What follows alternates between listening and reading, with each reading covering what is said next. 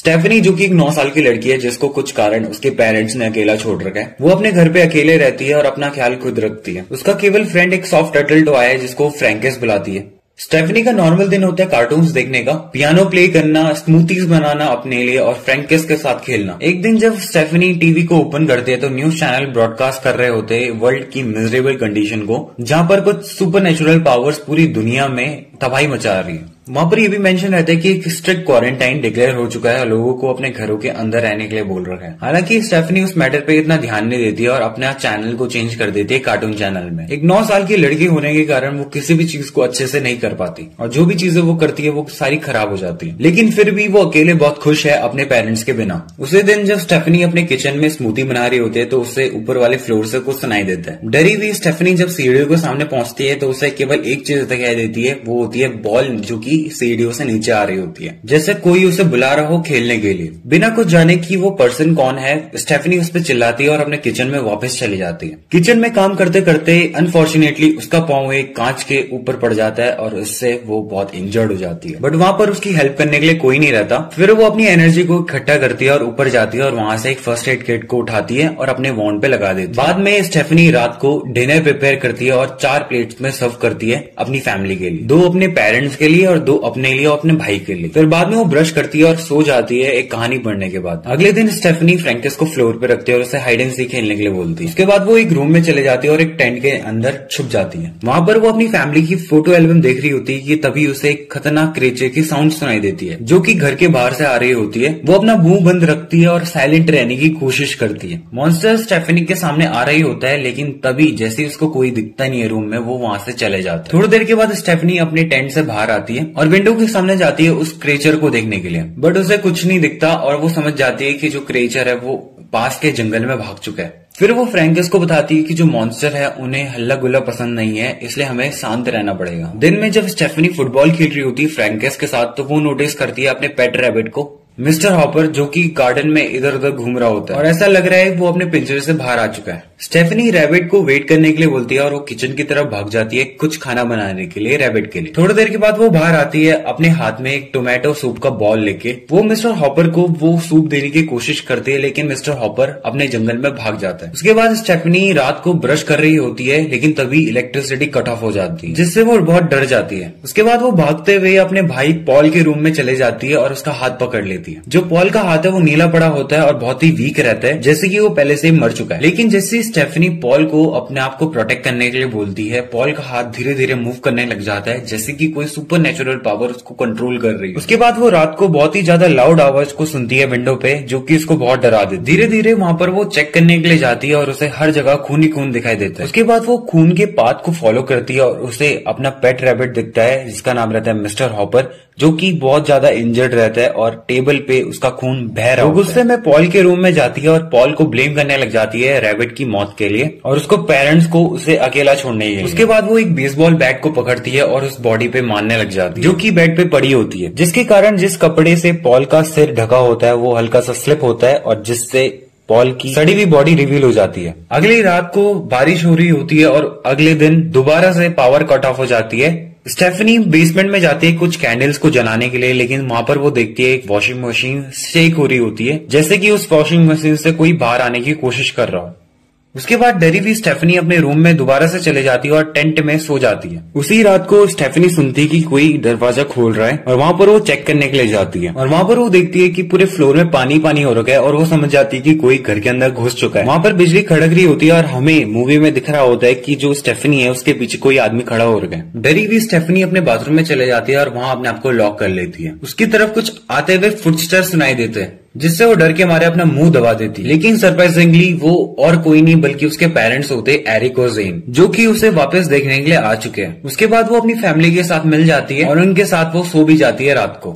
अगले दिन जेन अपनी ड्रेस को चेंज कर रही होती है स्टेफनी के सामने और उसे लगता है कि स्टेफनी सो रही है, बट वो गलत होती है। स्टेफनी जाग रही होती है और वो अपनी मम्मी को पीछे से देखती है। उसे अपनी मम्मी की बेली में कुछ स्कार्स दिखाई देते हैं जो कि उसे बहुत डरा देते हैं। बाद में वो देखती है कि उसके पापा कुछ लकड़ियों को ला रहे हैं एक फेंच बनाने के लिए। वो स्टेफनी को बताते हैं कि वो ये सब उसे मॉन्स्टर से बचाने के लिए कर रहे हैं। इसके बाद स्टेफनी अपने भाई के रूम में जाती है, लेकिन उसे वहां पर उसकी बॉडी नहीं दिखाई देती। बिना किसी को बताए हुए वो उसके बाद जंगल में चले जाती है अपने भाई को ढूंढने के लिए, लेकिन तभी उसे पता चलता है कि उसके पेरेंट्स ने पॉल को पहले ही दफना चुका है बैकयार्ड में। गुस्से में वो अपने भाई की बॉडी को वहां से निकालने की कोशिश करती है, लेकिन तभी उसके पेरेंट्स भी वहां पर आ जाते हैं। जब स्टेफनी वापस घर आती है तो उसके पेरेंट्स उसे बोलते हैं कि कभी भी उनकी परमिशन के बिना वो फेंस के बाहर नहीं जाएगी। जो स्टेफनी वो मान जाती है, लेकिन उसकी डिजायर रहती है कि उसका भाई वापस घर में लाया जाए। अगले दिन जब ब्रेकफास्ट में स्टेफनी पैनकेक खा रही होती है तो अपनी मम्मी को पूछते है कि उन्होंने उसको छोड़ा क्यों अकेले, जिस पर जेन रिप्लाई करती है कि वो उनकी चॉइस नहीं थी, उन्हें लगा था कि जो मॉन्स्टर है उन्होंने स्टेफनी को भी पकड़ लिया। इस बात को सुनकर स्टेफनी बोलती है कि जो मॉन्स्टर है वो जंगल में रहते हैं और जैसे ही कुछ भी हल्ला गुल्ला होता है घर पे वो हम पे अटैक कर देते हैं। वो ऐसा भी मेंशन करती है कि जैसे कोई भी मॉन्स्टर घर के अंदर आ जाता है तो हर एक बंदे को शांत रहना चाहिए। बाद में रात को पॉल की बॉडी विंडो की हेल्प से वापस उस घर में आ जाती है, कुछ अनसीन फोर्स की हेल्प से। दोनों ही पेरेंट्स बहुत ही दुखी हो जाते हैं ये चीज को देख के, क्योंकि उन्होंने कुछ देर पहले ही पॉल की बॉडी को बहुत ही दुख के साथ बरेड किया था। लेकिन स्टेफनी इस सिचुएशन में नॉर्मल ही रिएक्ट करती है जैसे कि कुछ हुआ ही नहीं है। डिनर में स्टेफनी एरिक से पूछती है कि जो मॉन्स्टर है वो पॉल की बॉडी को वापस लिया है, जिस पर एरिक बोलता है कि हाँ, मॉन्स्टर ही उस बॉडी को वापस लाया। एरिक स्टेफनी को यह भी बताता है कि जो मॉन्स्टर है वो स्टेफनी के पीछे है और स्टेफनी जहां भी जाएगी मॉन्स्टर उसको फॉलो करेगा। अगले दिन में स्टेफनी चुप चुप के अपनी मम्मी के रूम में जाती है और उसे वहां बहुत सारे पेपर्स दिखाई देते हैं जिसमें बहुत सारे आर्टिकल पब्लिश होते हैं और उनमें से कुछ आर्टिकल्स में छोटे छोटे बच्चों के बारे में लिखा होता है जो कि स्टेफनी जितने हैं और जिन्होंने बहुत गंदे गंदे क्राइम कमिट कर रखे हैं। उसके बाद वो एक बुक को पढ़ती है जो कि टेबल पे रहती है, जिसपे उसको पता चलता है कि जो जेन है वो एक्चुअली में ब्रेन सर्जरी और उसके प्रोसीजर को सीखने की कोशिश कर रही है। स्टेफनी कुछ और पोस्टर्स पढ़ रही होती है कि तभी जेन भागते हुए अपने रूम में एंटर करती है, जिसके कारण स्टेफनी टेबल के नीचे छुप जाती है। जेन बहुत ही वरिड दिखती है और जैसे ही वो ब्रेन की पिक्चर्स को देखती है वो बहुत गुस्सा हो जाती है और उन्हें फेंक देती है। उसके बाद स्टेफनी अपने बाथ टब में आराम कर रही होती है कि तभी एरिक उसके सामने आ जाता है। वो स्टेफनी को बताता है कि जो मॉन्स्टर्स है वो कोई एक्सटर्नल फोर्स नहीं है बल्कि एक रिजल्ट है उसकी बैड फीलिंग्स का, और इसीलिए उसे अपने आप को कंट्रोल करना होगा और बैड फीलिंग्स को अपने पे हावी नहीं होने देना होगा। स्टेफनी इस बात पे एग्री करती है और एरिक से पूछती है कि उन्होंने उसे अकेला क्यों छोड़ा। इस बात पे एरिक बहुत इमोशनल हो जाता है। एरिक धीरे धीरे बोलता है कि वो बहुत डर गया था और उसे नहीं पता था कि वो कैसे अपनी फैमिली को बचाएगा। रात को स्टेफनी अपने रूम से बाहर आती है और नीचे उतरती रहती है, जहां पर उसके पेरेंट्स डिस्कस कर रहे होते हैं कि कैसे वो अपने आप को अंडर कंट्रोल रख सकती है। एरिक यहाँ पर पॉजिटिव रहता है और वो भरोसा रखता है कि स्टेफनी अपने पे कंट्रोल कर सकती है, बट जेन यहाँ पर एरिक के अपोजिट होती है। जेन यहाँ पर अपनी सजेशन देती है कि स्टेफनी का हमें ब्रेन सर्जरी करनी पड़ेगी, जिसको एरिक अपोज करता है। एरिक बोलता है कि इसमें बहुत ज्यादा रिस्क है। वो बार बार बोल रहा होता है कि उसे अपनी बेटी को खोना नहीं है। स्टेफनी जो कि ये सारी बातें सुन रही होती है वो कुछ नहीं बोलती और वो अपने रूम में चले जाती है सोने के लिए। अपने सपने में स्टेफनी एक अजीब से साउंड को सुनती है जो कि एंट्रेंस डोर के अपोजिट साइड से आ रही होती है। धीरे धीरे वो उस दरवाजे के सामने जाती है और जैसे वहां पर वो पहुंचती है वो देखती है कि वो दरवाजा पहले से ही खुला है। जैसे वो उस दरवाजे के सामने जाती है वो दरवाजा अपना आप ही बंद हो जाता है, जिससे वो बहुत डर जाती है। इन सब के बावजूद वो धीरे धीरे उस दरवाजे को खोलती है और वो अपने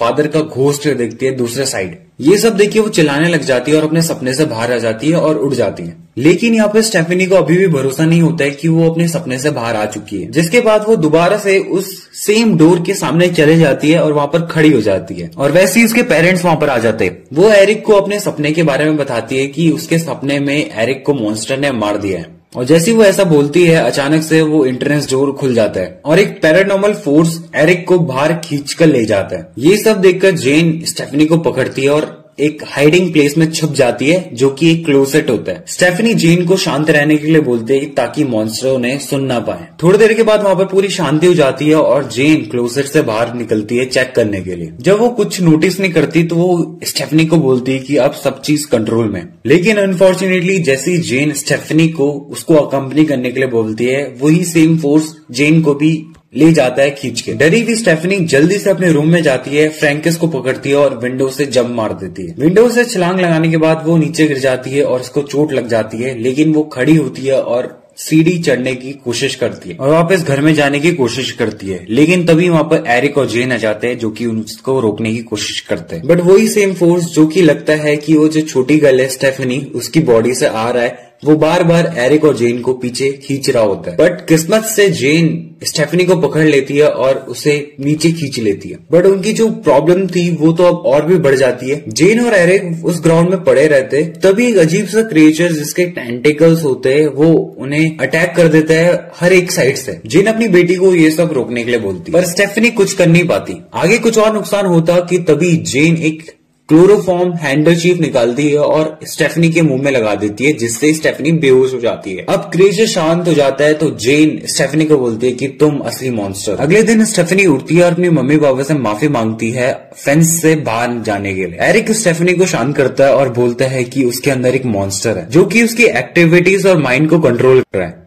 उसके बाद एरिक पेंडुलम बॉल्स की हेल्प से स्टेफनी को हिप्नोटाइज करने की कोशिश करता है और स्टेफनी से पूछता है कि उसने पॉल के साथ क्या किया। स्टेफनी अपनी आंखों को बंद करती है और बोलती है पॉल और वो हैलोवीन की तैयारी कर रहे थे कि तभी पॉल स्टेफनी का मजाक उड़ाने लग जाता है और स्टेफनी उस पर अटैक कर देती है अपने हाथों के साथ, यानी टेंटिकल्स के साथ। ये बोलते बोलते वो और भी ज्यादा वायलेंट हो जाती है और जेन उसे शांत कर देती है एक वैक्सीन देकर। इसके बाद जेन स्टेफनी को ऑपरेशन रूम में ले जाती है और उसका सिर काटने की कोशिश करती है। एरिक जेन को ये करने से रोकता है, जिस पर जेन बोलती है कि यही इकलौता ऑप्शन बचा है जिससे स्टेफनी सेफ रहेगी। इसके बाद हमें पता चलता है कि जेन स्टेफनी की बॉडी से उस मॉन्स्टर को बाहर निकालना चाहती है ब्रेन सर्जरी की हेल्प से। अनफॉर्चुनेटली जैसे ही प्रोसीजर स्टार्ट होने वाला होता है, स्टेफनी होश में आ जाती है और पूरी लैब को बर्बाद कर देती है अपनी पावर्स की हेल्प से। अगले सीन में एरिक टीवी पे न्यूज देख रहा होता है। उस न्यूज में मेंशन था कि जो मेडिकल प्रोसीजर बच्चों को ठीक करने के लिए यूज हो रहा था, जिससे वो स्टेफनी को भी ठीक कर रहे थे, वो प्रोसीजर फेल हो चुका है और इसमें बहुत सारे डॉक्टरों की जान जा चुकी है। उस न्यूज में ये भी मेंशन था कि जो मेडिकल प्रोसीजर है वो ही एक लास्ट क्योर, लेकिन अब जब वो प्रोसीजर फेल हो चुका है तो अब एक लास्ट चारा बचता है कि जो भी बच्चे इस रेयर कंडीशन से जूझ रहे हैं उनको मार दिया जाए। अगले दिन स्टेफनी ऐसा रिएक्ट करती है कि जैसे कुछ हुआ ही नहीं है। दूसरी तरफ उसके पेरेंट्स प्लान करते हैं कि वो अपनी बेटी को मार देंगे उसके हॉट चॉकलेट में पॉइजन मिला के। उसके बाद एरिक स्टेफनी को बोलता है अपने साथ जंगल में आने। जैसे वो जंगल में जाते हैं तो स्टेफनी एरिक से माफी मांगती है उसे हट करने। इस बात पे एरिक बहुत दुखी हो जाता है। थोड़ी देर के बाद एरिक स्टेफनी को हॉट चॉकलेट पीने के लिए बोलता है, लेकिन जैसे ही वो उस हॉट चॉकलेट को पीने वाली होती है, उसकी टेलीकिनेसिस पावर उस हॉट चॉकलेट की बोतल को फेंक देती है और उसका मुंह नीला होने लग जाता है। वो अपने आप को कंट्रोल करने की कोशिश करती है, लेकिन वो अपने आप को कंट्रोल नहीं कर पाती, जिसके कारण एरिक को मजबूरी में आकर अपनी गन को निकालना और वो स्टेफनी को मल्टीपल टाइम शूट कर देता है। इस इंसिडेंट के बाद एरिक अपने घर पे आता है ये सोच के कि स्टेफनी अब मर चुकी है। एरिक ने जो किया है उस पर वो बहुत ही गिल्टी फील करता है और वो बहुत रोने लग जाता है। अगले दिन जब वो स्टेफनी की बॉडी को दफनाने के लिए जाता है, वो देखता है कि स्टेफनी उसके फेंस के बैक डोर पे खड़ी है। इससे पहले एरिक कुछ रिएक्ट करे, स्टेफनी अपनी टेलीकिनेसिस पावर से एरिक को हवा में फेंक देती है। उसके बाद वो बाथरूम में जाती है जेन को फाइंड करने के लिए और जेन को नीचे ले आती है पटक पटक के। उसके बाद वो एरिक को चाकू से मार देती है और जेन की हड्डियों को तोड़ देती है और उन दोनों को मार देती है, ये बोलते हुए कि उन्हें कभी भी वापस नहीं आना चाहिए था। उसके बाद स्टेफनी पूरे घर को तबाह कर देती है अपनी टेलीकिनेसिस पावर से और अपनी पेरेंट्स की बॉडीज को बाहर लाती हुए खींचते हुए और उन्हें पॉल की ग्रेव के सामने लावारिस छोड़ देती है। उसके बाद वो अपने पूरे नेबरहुड को बर्बाद कर देती है, अपने टॉय को भी नीचे फेंक देती है और उसे पाँव से कुचल देती है, जिससे यहाँ पर पता चलता है कि स्टेफनी पे वो जो फोर्स है वो पूरा हावी हो चुका है। ऐसा लगता है कि जो उसकी शैडो है बहुत बड़ी बन चुकी है और उसके हाथ जो है बहुत बड़े बड़े टेंटिकल्स में बदल चुके हैं। उसके बाद ये मूवी एंड होती है और हमें अर्थ का एक शॉट दिखाया जाता है जो कि पूरी बर्बाद हो चुकी है और हर जगह आग लग चुकी है। ये यहाँ पर ये इंडिकेट कर रहा है कि स्टेफनी की तरह अर्थ में बहुत सारे अदर टेलीकिनेटिक चिल्ड्रन हैं जिन्होंने पूरी पृथ्वी को बर्बाद कर चुके हैं। So this was all in this video. I hope you love this video and ऐसी वीडियोस के लिए मेरे चैनल को सब्सक्राइब करो। अगर आपको नहीं पता तो मेरे एक टेक का चैनल भी है जिसका लिंक मैं आपको डिस्क्रिप्शन में दे दूंगा। उसमें मैं टेक्नोलॉजी से रिलेटेड वीडियोस लाता रहता हूँ। फिलहाल इस वीडियो को यहीं पर खत्म करते और मिलते हैं अगली वीडियो में। तब तक के लिए बाय।